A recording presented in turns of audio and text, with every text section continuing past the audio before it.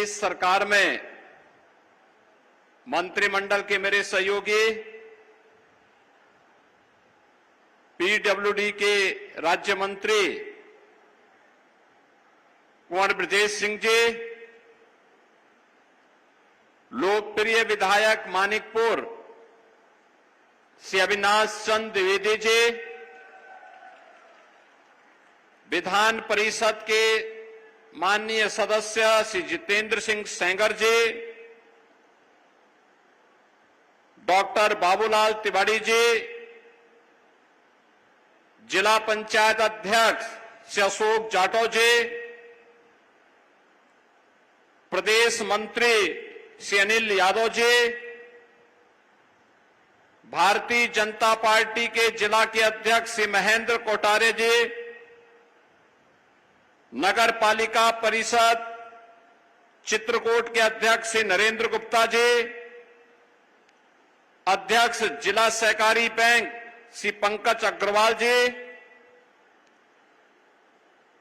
पूर्व मंत्री श्री चंद्रिका प्रसाद उपाध्याय जी, पूर्व सांसदगण श्री आर.के. सिंह पटेल जी और यथा नाम और तथा काम श्री भैरव प्रसाद मिश्रा जी, रमेश चंद्र द्विवेदी जी, पूर्व विधायक आनंद शुक्ला जी, भारतीय जनता पार्टी और सहयोगी दलों के हमारे सभी पदाधिकारीगण, भारी संख्या में चित्रकूट के इन परियोजनाओं के लोकार्पण और शिलान्यास कार्यक्रम में उपस्थित चित्रकूट और मानिकपुर विधानसभा क्षेत्र से जुड़े हुए सभी बहनों और भाइयों, आज मुझे प्रभु श्री राम के संकट के समय की सबसे बड़ा संबल बना ये चित्रकूट, जो भारत की पौराणिक और आध्यात्मिक विरासत का प्रतीक है, जिस चित्रकूट जनपद में त्रिकालदर्शी ऋषि महर्षि वाल्मीकि को अपना आश्रम बनाना पड़ा था, और जिस जनपद को यह सौभाग्य प्राप्त है कि संत तुलसीदास जी जैसा एक युग दृष्टा संत जिस धरा पर जन्म लिया हो, ऐसी पावन धरा जहां पर कामदगिरी परिक्रमा के माध्यम से हर श्रद्धालु जन अपने आप को पुण्य का भागीदार बनाता है। मां मंदाकिनी की कृपा, गुप्त गोदावरी सती अनुसुईया आश्रम और यहां पर स्थित तमाम ऐसे आध्यात्मिक केंद्र जो निरंतर आध्यात्मिक ऊर्जा से इस पूरे जनपद और पूरे प्रदेश को लाभान्वित करते हैं, ऐसी पावन आध्यात्मिक धरा में आने का अवसर प्राप्त हुआ है। मैं इस पावन धरा को कोटि कोटि नमन करते हुए आप सभी का मैं अभिनंदन करता हूं, स्वागत करता हूं। और जब आए हैं तो चित्रकूट के प्रति, प्रभु श्री राम के प्रति आपके पूर्वजों ने जो उस समय योगदान दिया था, तो उसके प्रति कृतज्ञता ज्ञापित करते हुए उपहार स्वरूप 950 करोड़ रुपए से अधिक की परियोजनाओं का उपहार इस जनपद को प्राप्त हो रहा है। इसके लिए पूरे चित्रकूट जनपद वासियों को मैं बधाई देता हूं, अपनी शुभकामनाएं देता हूं। बहनों और भाइयों, प्रभु श्री राम के संकट के समय उनका आश्रय प्रदान करने वाला कोई जनपद था तो वह आज का हमारा जनपद चित्रकूट है। याद करिए ना उस समय कैसी स्थिति रही होगी, तब साधन नहीं रहे होंगे। तब महर्षि भारद्वाज ने उन्हें कहा था कि जाओ यमुना जी के उस तट पर, उस पार जाओगे तो वहां पर महर्षि वाल्मीकि मिलेंगे और महर्षि वाल्मीकि से पूछो कि आगे 14 वर्ष का वनवास का कालखंड कहां व्यतीत करना है। और महर्षि वाल्मीकि की आज्ञा से भगवान राम चित्रकूट में आए थे। लगभग 12 वर्ष उन्होंने चित्रकूट में व्यतीत किए। यहां के कोलों के साथ, यहां की वनवासी जातियों के साथ, यहां के ऋषि मुनियों के सानिध्य में रह करके उन्होंने 12 वर्ष यहां पर व्यतीत करने के उपरांत जब उन्हें लगा 12वें वर्ष में कि अभी तो अकार्य विष्ट है, जिसके लिए निमित्त ने उन्हें 14 वर्ष का वनवास दिया है, तो उन्होंने इसके बाद यहां से दक्षिण की ओर रुख किया था। दंडकारण्य में उन्होंने प्रवेश किया और पंचवटी में मां जानकी का अपहरण हो गया था। बहन और भाइयों, रामायण की गाथा हम सबको एक नई प्रेरणा देता है। चित्रकूट, जिस चित्रकूट को एक विकसित चित्रकूट के रूप में दुनिया को अपनी ओर आकर्षित करने की सामर्थ्य है, वह सामर्थ्य पहले भी थी, लेकिन पिछली सरकारों ने चित्रकूट के सामने पहचान का संकट खड़ा कर दिया था। लोग भय के मारे नहीं आते थे, आने जाने के साधन नहीं थे। महर्षि वाल्मीकि का आश्रम कितना अव्यवस्थित सा था। राजापुर में कोई कार्य नहीं हो पाया था। चित्रकूट में 2017 के पहले हम लोग आते थे, कितना चित्रकूट में अव्यवस्था की स्थिति हुआ करती थी। ऐसे लगता था जैसे उपेक्षित सा है, उपेक्षित जैसा लगता था। जब मैं पहले अपने दौरे पे आया था, मुख्यमंत्री बनने के बाद चित्रकूट के दौरे पे आया था, तो मैंने यहां प्रशासन से कहा, मैंने कहा कितना खराब करके रखा हुआ है। ये चित्रकूट बहुत कुछ पाने का अधिकारी था। और बहनों और भाइयों, आज का चित्रकूट मुझे कितना अच्छा लगा। मैं अभी वाराणसी से मिर्जापुर होते हुए यहां आ रहा हूं। उत्तर प्रदेश में पहाड़ी की इतनी अच्छी चोटी पर एयरपोर्ट का निर्माण हो, यह केवल चित्रकूट में ही संभव हो पाया है। और चित्रकूट वासियों को मैं बधाई देता हूं। बहुत जल्दी कुछ नए एयरक्राफ्ट आ जाते हैं देश के अंदर, तो हम लोग यहां पे फिर से दिल्ली से और लखनऊ से वायु सेवा के साथ जब जोड़ेंगे तो चित्रकूट दिखाई देगा। बुंदेलखंड एक्सप्रेसवे, आज बुंदेलखंड की एक लाइफ लाइन बनी हुई है और अभी भरतकूप से आगे के निर्माण के कार्य को भी हम युद्ध स्तर पर आगे बढ़ाने का कार्य कर रहे हैं। डिफेंस मैन्युफैक्चरिंग कॉरिडोर, याद करिए हजारों वर्ष पहले भगवान राम ने यहां पर जो साधना की थी, उस साधना के फलस्वरूप संपूर्ण भारत सुरक्षित हुआ था। उन्होंने यहीं से दंडकारण्य में प्रवेश करते हुए फिर लंका में चढ़ाई की थी, सेतुबंध का निर्माण किया था। इतना बड़ा कार्य इतने विस्तृत भूभाग में करने के बाद इन हजारों वर्षों में यह शून्य हो गया। कुछ नहीं हो कर पाई पिछली सरकारें, आजादी के बाद उपेक्षित हो गया।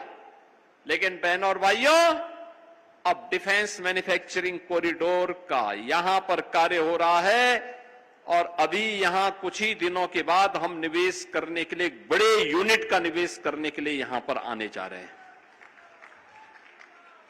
डिफेंस मैन्युफैक्चरिंग कॉरिडोर में उत्तर प्रदेश की अपनी एक ताकत है।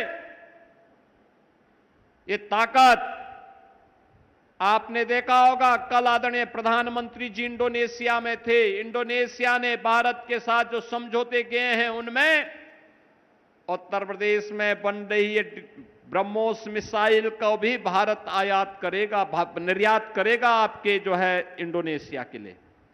ये भारत की डिफेंस मैन्युफैक्चरिंग के क्षेत्र में आत्मनिर्भरता का उदाहरण है और एक्सपोर्ट की ताकत को बताता है।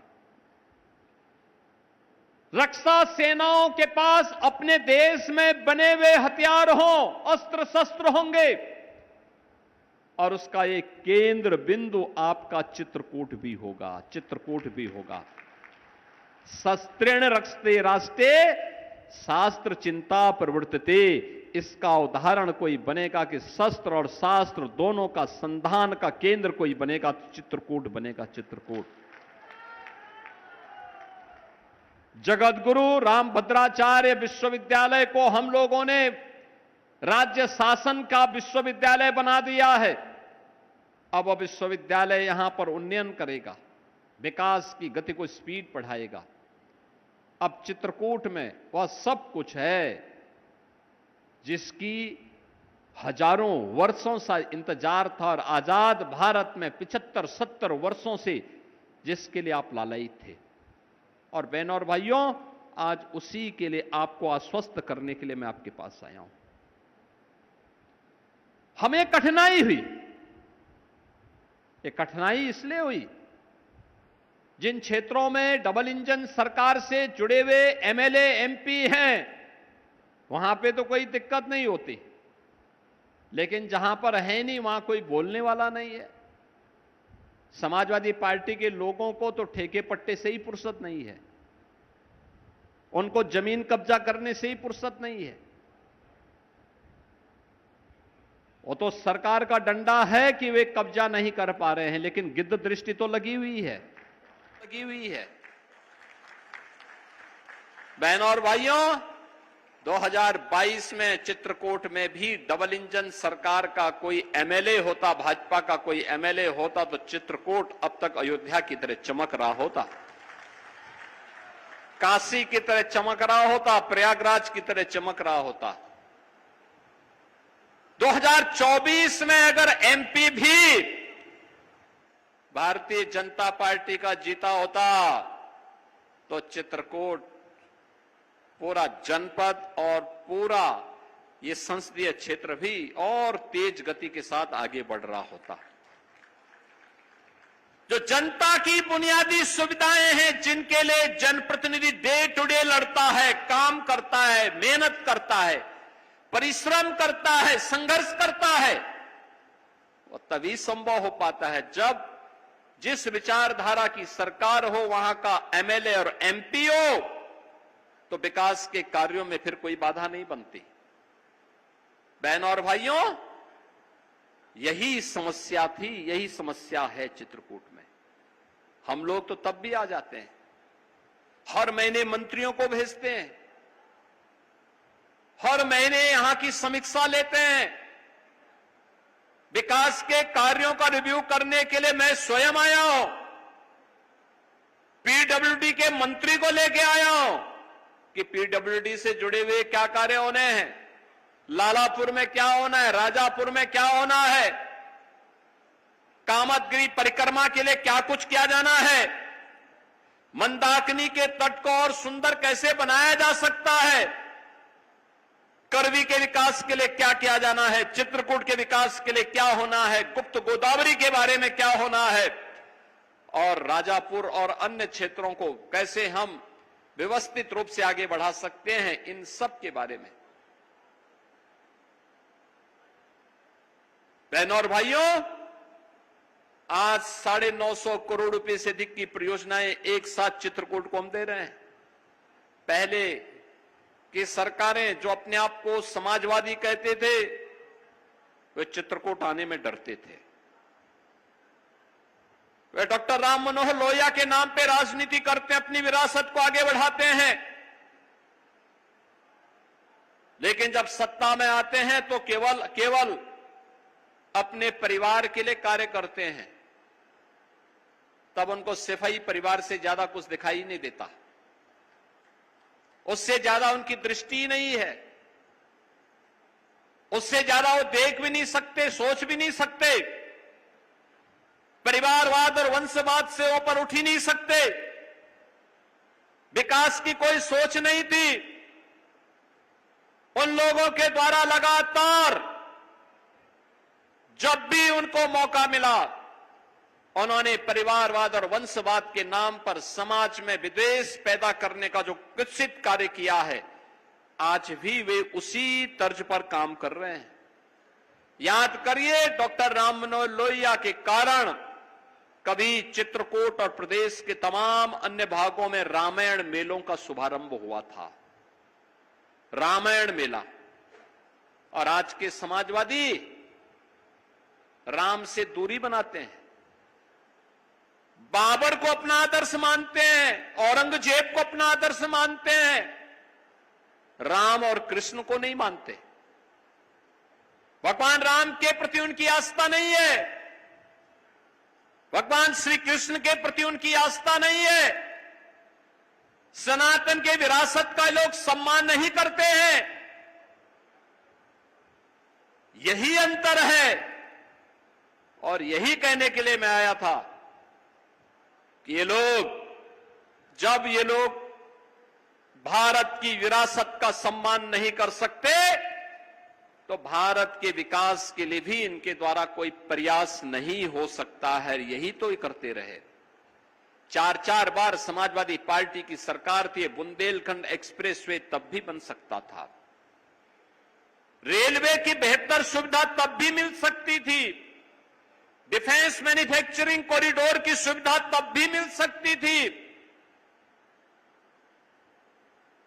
बहनों और भाइयों, जगत गुरु रामभद्राचार्य विश्वविद्यालय को राज्य विश्वविद्यालय के रूप में मान्यता तब भी मिल सकती थी। उत्तर प्रदेश का चित्रकूट आज जिस रूप में अपनी ओर लोगों को, श्रद्धालुओं को आकर्षित कर रहा है और एयरपोर्ट का विकास जिस तर्ज पर हुआ है, ये तब भी हो सकता था, लेकिन तब कार्य करने की सामर्थ्य भी नहीं थी, न विजन था। और यही कारण था ये चित्रकूट, इसकी पहचान आध्यात्मिक और सांस्कृतिक नहीं बल्कि भय और दहशत के रूप में हो गया था। ऐसे लगता था कि जैसे ताड़का, मारीच और सुबाओ और बक्सर में नहीं, त्रेता में तो बक्सर में थे, लेकिन लगता था कलयुग में वे चित्रकूट में ही आकर के बैठ गए हैं। ये समाजवादी पार्टी की सरकार के समय होता था। और इसलिए बहनों और भाइयों, आज मैं आप सबको आश्वस्त करने के लिए आया हूं। ये डबल इंजन की सरकार, जो प्रधानमंत्री मोदी जी ने पहले दिन कहा था, हमारी सरकार सबका साथ और सबके विकास के भाव के साथ कार्य करेगी। आज सबका साथ, सबका विकास का भाव हर एक क्षेत्र में देखने को मिल रहा है। क्या गरीब है, क्या किसान है, क्या नौजवान है, क्या महिलाएं हैं, हर तबके के व्यक्ति के लिए कुछ न कुछ सुविधाएं हैं। गरीब के लिए फ्री में राशन की सुविधा है, गरीब के लिए आवास की सुविधा है, गरीब के घर में शौचालय की व्यवस्था है, गरीब को विद्युत का फ्री में कनेक्शन है, विद्युत के लिए फ्री में एलपीजी रसोई गैस का कनेक्शन है, गरीब के लिए फ्री में 5 लाख रुपए की आयुष्मान भारत की सुविधा भी है। यह सुविधा गरीबों के लिए दी गई है। इसी पर तो सपाई लोग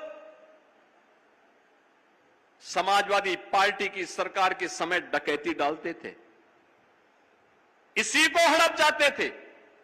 आज जब डबल इंजन की सरकार है तो एनडीए के डबल इंजन की सरकार प्रधानमंत्री मोदी जी के नेतृत्व में विकास के कार्य को द्रुत गति से आगे बढ़ाने का कार्य कर रही है। नौजवानों को हम नौकरी दे रहे हैं, 9.5 लाख नौजवानों को सरकारी नौकरी बिना भेदभाव के।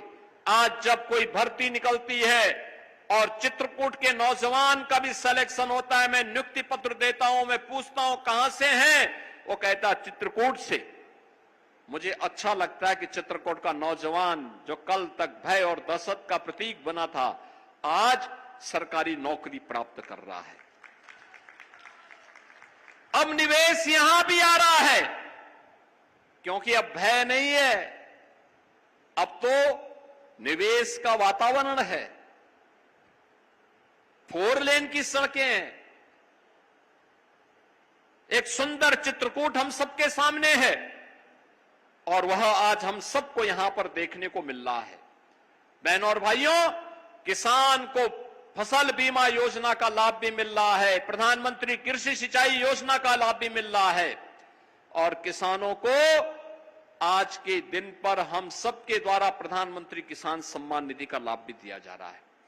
यह पहले नहीं मिलता था। आज उसकी उपज को खरीदने का कार्य किया जा रहा है। महिलाओं को आर्थिक स्वावलंबन के पथ पर अग्रसर करने के लिए कार्य हो रहा है। और नहीं तो समाजवादी पार्टी की सरकार में तो देख सपाई बिटिया घबराई। सपाइयों को देख करके बिटिया इतनी घबरा जाती थी कि वो घर के बाहर ही नहीं निकलती थी। ये उनकी पहचान बन चुकी थी। आज तो यहां पे हम लोग एक पर्यटन के नए केंद्र के रूप में, यानी ये आध्यात्मिक टूरिज्म तो था ही, अब इको टूरिज्म के भी एक नए केंद्र के रूप में इसको विकसित करने के लिए हम लोगों ने यहां पे रानीपुर टाइगर रिजर्व को भी यहां पे के लिए आगे बढ़ाने का कार्य प्रारंभ किया है। बहनों और भाइयों, विकास की प्रक्रियाएं जब एक साथ जुड़ती हैं और स्पीड जितनी अच्छी होती है, प्रगति उतनी ही तेज होती है। और प्रगति होगी तो समृद्धि को कोई रोक नहीं सकता है, कोई रोक नहीं सकता है। आपने देखा होगा, हम लोग अभी सीएम युवा योजना के अंतर्गत उद्यमी बन रहे नौजवानों को चेक उपलब्ध करवा रहे थे। ये युवा अपने आप में स्वावलंबन के प्रतीक बन रहे हैं। सरकार पर निर्भरता नहीं, सरकार की योजनाओं का लाभ लेकर के विकास की प्रक्रिया के साथ जुड़ भी रहे हैं और दूसरे नौजवानों को रोजगार देने की सामर्थ्य भी विकसित कर रहे हैं।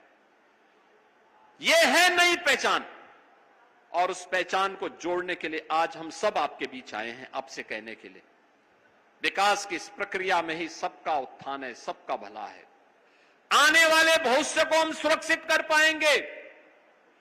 जो लोग समाज को जाति के नाम पर बांट रहे हैं, क्षेत्र के नाम पर बांट रहे हैं, भाषा के नाम पर बांट रहे हैं, याद करना, ये देश के सबसे बड़े दुश्मन हैं। ये वही लोग हैं जो लोग विकास की, जिनके पास कोई सोच नहीं है, सामाजिक ताने बाने को छिन्न भिन्न करना अपने राजनीतिक स्वार्थ के लिए। और यही पाप अगर मध्यकाल में नहीं होता तो देश कभी गुलाम नहीं हो सकता था। बहनों और भाइयों, हमें ऐसे लोगों से सतर्क और सावधान होना होगा। आज भारत विकास की जिस यात्रा के साथ आगे बढ़ा है, हम सब उस यात्रा में सहभागी बने। प्रधानमंत्री मोदी जी के नेतृत्व में नया भारत नई तरीके से आगे बढ़ रहा है, मजबूती के साथ आगे बढ़ रहा है। बिना रुके, बिना डिगे, बिना थके प्रक्रिया आगे बढ़ रही है और उस प्रगति की यात्रा में सहभागी बनना आज का हमारा सबसे बड़ा कर्तव्य बनता है। इसी में हमारा वर्तमान भी और हमारे आने वाली पीढ़ी का भविष्य भी सुरक्षित है और उस आने वाली पीढ़ी के सुरक्षित भविष्य के लिए पूरे चित्रकूट जनपद को भी इसमें सहभागी बनना पड़ेगा। बहनों और भाइयों, आपने इधर कुछ समाचार सुने होंगे, आपने देखा होगा कांग्रेस और समाजवादी पार्टी अचानक सक्रिय हो गई। अचानक सक्रिय हुई। और सक्रिय क्यों हुई? जो जन्मजात अयोध्या को कोसने वाले लोग थे, खानदानी अयोध्या को कोसने वाली पार्टियां थीं, उनको एक मुद्दा मिल गया। उनको एक मुद्दा मिल गया। याद करिए, कांग्रेस की केंद्र में सरकार थी और राम सेतु को तोड़ने के लिए जब कांग्रेस की सरकार ने शरारत प्रारंभ की थी, राम भक्त एकजुट हुए थे, तब माननीय उच्चतम न्यायालय में, सुप्रीम कोर्ट में, तब कांग्रेस ने एक शपथ पत्र दाखिल किया था। और शपथ पत्र दाखिल करते हुए कांग्रेस ने कहा था कि राम तो हुए ही नहीं, एक काल्पनिक है। एक कांग्रेस, शर्म भी नहीं आई इनको, भगवान राम और भगवान कृष्ण के बारे में इनको काल्पनिक कहने में तनिक भी लज्जा नहीं आई। अगर राम और कृष्ण काल्पनिक हैं तो अयोध्या और चित्रकूट क्या है, श्रृंगवेरपुर क्या है, मथुरा वृंदावन क्या है, बलदेव गोवर्धन क्या है, बरसाना क्या है, पंचवटी क्या है। हमारे प्रभु को काल्पनिक बोलने वाले लोग किस मुंह से आज अयोध्या में आस्था की बात कर रहे हैं, किस मुंह से कर रहे हैं। राम भक्तों पर गोली और लाठी चलाने वाले लोग किस मुंह से आस्था की बात अयोध्या के बारे में कह रहे हैं। एक राम भक्त कहे, एक चित्रकूट वासी कहे, उसका स्वागत होना चाहिए, क्योंकि चित्रकूट ने तो भगवान राम को लगभग 12 वर्ष तक अपने यहां आमंत्रित किया था, रहने के लिए अवसर दिया था, उनके साथ यहां पर एक सहोदर भाई जैसा व्यवहार किया था।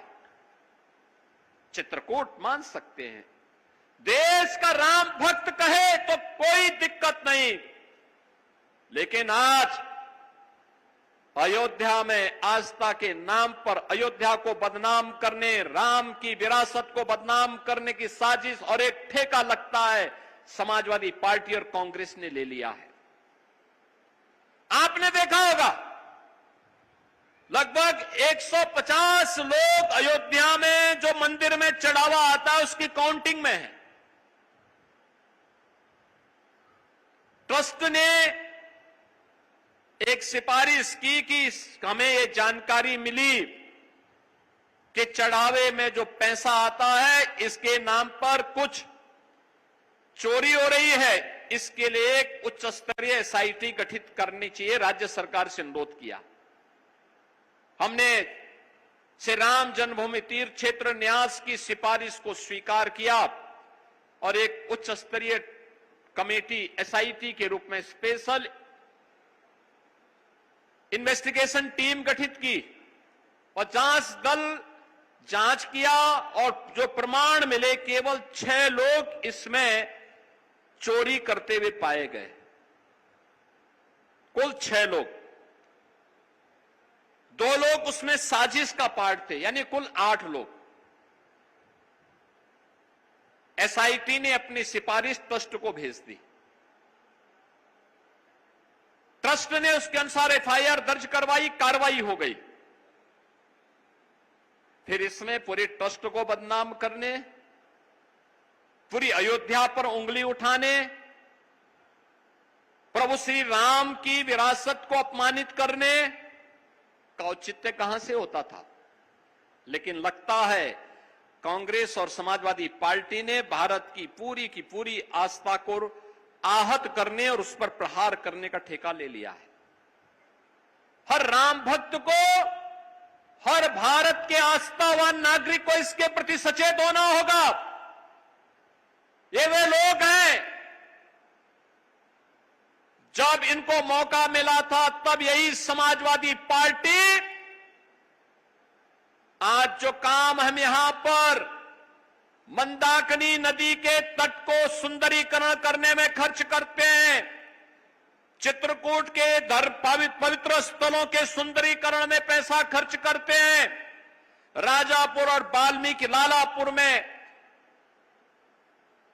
महर्षि वाल्मीकि और संत तुलसीदास जी के जन्मभूमि के सुंदरीकरण में जो पैसा खर्च करते हैं, यही पैसा तो समाजवादी पार्टी कब्रिस्तान के बाउंड्री वाल के नाम पे खर्च कर देती थी। यानी पैसा आपका, टैक्स आपका, और आप ही की जमीन को कब्रिस्तान के नाम पे दर्ज करवा करके बाउंड्री के नाम पर कब्जा करवाने का काम ये समाजवादी पार्टी करवाती थी। आप याद करिए, वक्फ के नाम पर हजारों एकड़ लैंड कब्जा कर दी गई। सरकारी लैंड भी, गरीबों की लैंड भी, धार्मिक स्थलों की लैंड भी, और कब्जा कराने वाले कोई और नहीं थे, ये कांग्रेसी थे या समाजवादी थे। जब वक्फ का कानून बना और उसका वेरिफिकेशन की कार्रवाई हुई तो उसके खिलाफ कांग्रेस और समाजवादी पार्टी खड़े हो गए। यानी वक्फ के नाम पे हजारों एकड़ लैंड बेच भी दी गई, वारा न्यारा किया गया। ये सीधे सीधे डकैती थी। इसके नाम पर एक भी बार समाजवादी पार्टी नहीं बोली, एक भी बार कांग्रेस नहीं बोली, बल्कि जब मोदी जी ने इसके खिलाफ कानून बनाया, उस लूट के खिलाफ कानून बनाया, तो इन लोगों ने आंदोलन किया। बहनों और भाइयों, इनका दोहरा चरित्र आज आप देख सकते हैं और इस चरित्र को देख करके गिरगिट शर्मा रहा होगा, कह रहा होगा देखो एक नई प्रजाति कहां से पैदा हो गई है कांग्रेस और समाजवादी पार्टी के नाम पे, जो तुरंत रंग बदलती है। दोहरा आचरण इनका है। ये दोहरा चरित्र भारत की राजनीति को ही अविश्वसनीय बना रहा है। बहनों और भाइयों, आज आप सबको इन सभी षड्यंत्रों से सतर्क और सावधान होना होगा। ये लोग किसी का सम्मान नहीं करते, बाबा साहब भीमराव अंबेडकर का सम्मान नहीं करते। बाबा साहब भीमराव अंबेडकर के नाम पर कन्नौज में मेडिकल कॉलेज का निर्माण हुआ था, समाजवादी पार्टी ने बाबा साहब भीमराव अंबेडकर का नाम हटा दिया। याद करिए, महर्षि वाल्मीकि का आश्रम इसी लालापुर में है। समाजवादी पार्टी के गुंडे वहां कब्जा करने पहुंच गए थे और तो हमारी सरकार आ गई तो इनको सबको दिन में ही तारा दिखने लग गया था, भाग गए सब, नहीं तो ये लोग कब्जा कर देते वहां पे। जहां इनको मौका मिलता था। 17 में जब हम लोग आए थे तो मैंने आने के बाद सबसे पहले कहा था, मैंने कहा था जितने भी लोगों ने सरकारी जमीन को या गरीबों की जमीन को या व्यापारियों की जमीनों पर कब्जा किया है, अगले 24 घंटे के अंदर खाली कर लेंगे। नहीं खाली करेंगे तो फिर हम दूसरा तरीका अपनाएंगे। बहनों और भाइयों, हमारे जो पोर्टल में जमीनें आई वो 64,000 एकड़ लैंड आई थी जिस पर अवैध कब्जे हुए थे और ये सब समाजवादी पार्टी के लोगों ने कब्जे किए हुए थे। आज वो मुक्त हो चुकी है, उसी में निवेश हो रहा है, उसी में नए विश्वविद्यालय बन रहे हैं, मेडिकल कॉलेजेस बन रहे हैं, निवेश आ रहा है, नौजवानों को नौकरी और रोजगार प्राप्त हो रहा है। विकास और विरासत की यात्रा आगे बढ़ेगी, नौजवानों के लिए अवसर आएंगे और स्वस्थ प्रतिस्पर्धा के इस दौर में मैं चित्रकूट वासियों का आह्वान करूंगा कि हम भी स्वस्थ प्रतिस्पर्धा का हिस्सा बने। प्रधानमंत्री मोदी जी ने देशवासियों को कहा है कि हमें 2047 में एक विकसित भारत की स्थापना करनी है। विकसित भारत का मतलब विकसित उत्तर प्रदेश, और विकसित उत्तर प्रदेश का मतलब है विकसित चित्रकूट।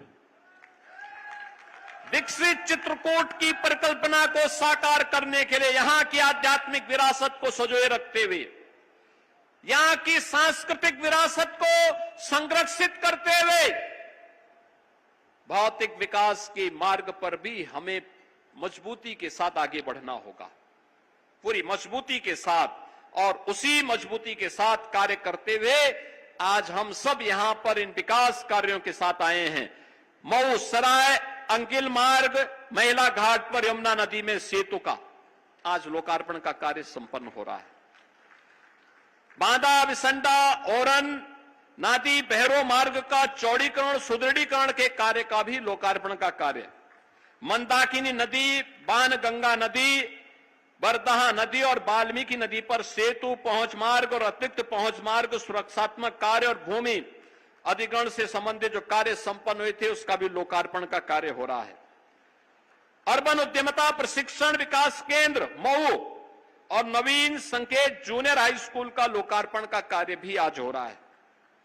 तहसील राजापुर में तुलसी स्मारक उपवन का, तहसील मानिकपुर में शोभन सरकार का और रामघाट के पास पर्यटन चौराहे का पर्यटन विकास का कार्य का भी लोकार्पण आज हो रहा है। बहनों और भाइयों, कामतगिरी परिक्रमा मार्ग, सोमनाथ शिव मंदिर चारग्राम का पर्यटन विकास कार्य और औद्योगिक प्रशिक्षण संस्थान शिवरामपुर एवं औद्योगिक प्रशिक्षण संस्थान मानिकपुर, इनकी आधुनिक कार्यशाला और प्रशिक्षण कक्ष के लोकार्पण का कार्य भी आज यहां पे संपन्न हो रहा है। इसके साथ ही स्पोर्ट्स स्टेडियम में सिंथेटिक रनिंग ट्रैक के निर्माण का शिलान्यास हम कर रहे हैं। करवी बूढ़ा राजापुर मार्ग का चौड़ीकरण सुदृढ़ीकरण के शिलान्यास का कार्य भी हो रहा है। राजकीय इंटर कॉलेज, बड़ी मडेल, नवीन राजकीय हाई स्कूल, सेमरिया जगन्नाथवासी, नवीन राजकीय हाई स्कूल, कोबरा मानिकपुर और उच्चीकृत इंटरमीडिएट कॉलेज चांदी, राजापुर राजकीय हाई स्कूल भैंसोगा, शिवरामपुर नवीन समेकित विशेष माध्यमिक विद्यालय और मानिकपुर में मुख्यमंत्री मॉडल कंबोजिड विद्यालय के निर्माण कार्य का भी आज शिलान्यास यहां पर हो रहा है। कृषि विज्ञान केंद्र गनीबा में कृषक आवास, माइक्रोबायोलॉजी प्रयोगशाला और बायो पेस्टिसाइड प्रयोगशाला के निर्माण कार्य का भी शिलान्यास हो रहा है। रामघाट एवं कामतगिरी मार्ग पर पर्यटन विकास कार्य का शिलान्यास भी हो रहा है। देवांगना घाटी के पर्यटन विकास के कार्य का शिलान्यास, मानिकपुर में इको टूरिज्म पर आधारित थीम पार्क के निर्माण का कार्य का शिलान्यास भी और इको टूरिज्म के लिए रानीपुर टाइगर रिजर्व के पास एक इको टूरिज्म के विकास कार्य का भी शिलान्यास यहां हो रहा है। यानी हम विकास की प्रक्रिया में बराबर के भागीदार बनेंगे और इसके लिए मैंने आपसे कहा कि आध्यात्मिक और सांस्कृतिक विरासत को संरक्षित करते हुए हमें भौतिक विकास के पायदान पर मजबूती के साथ आगे बढ़ना है। मुझे बहुत अच्छा लगा जब मैं यहां आया था, मुझे चित्रकूट इंटर कॉलेज के प्रिंसिपल साहब श्री रणधीर सिंह चौहान जी मिले और मैं बहुत अच्छा लगा। मुझे 7,000 से अधिक बच्चे इस इंटर कॉलेज में अध्ययन करते हैं। यानी ये विकसित चित्रकूट की आधारशिला बन सकती है इस प्रकार के संस्थान। और इसके लिए मैं विद्यालय परिवार को भी, आप सभी चित्रकूट वासियों को भी इन 950 करोड़ रुपए से अधिक की परियोजनाओं की उपहार देते हुए अत्यंत आनंद की अनुभूति कर रहा हूं। आप सबको मैं बधाई देता हूं, अपनी शुभकामनाएं देता हूं और विश्वास करता हूं कि डबल इंजन सरकार के साथ आप सभी मिलकर के पूरे चित्रकूट वासियों का आशीर्वाद सदैव यहां पर डबल इंजन सरकार को प्राप्त होता रहेगा। आप सभी के प्रति मेरी मंगलमय शुभकामनाएं हैं। धन्यवाद। जय हिंद, जय जय श्री राम। तो चित्रकूट से मुख्यमंत्री योगी आदित्यनाथ को आप सुन रहे थे। चित्रकूट वासियों को मुख्यमंत्री योगी आदित्यनाथ ने 951 करोड़ रुपए की विकास कार्यों की सौगात दी है। और आपको ये भी बता दें कि 124 विकास परियोजनाओं का लोकार्पण और शिलान्यास मुख्यमंत्री योगी आदित्यनाथ ने किया। इस दौरान संबोधन के दौरान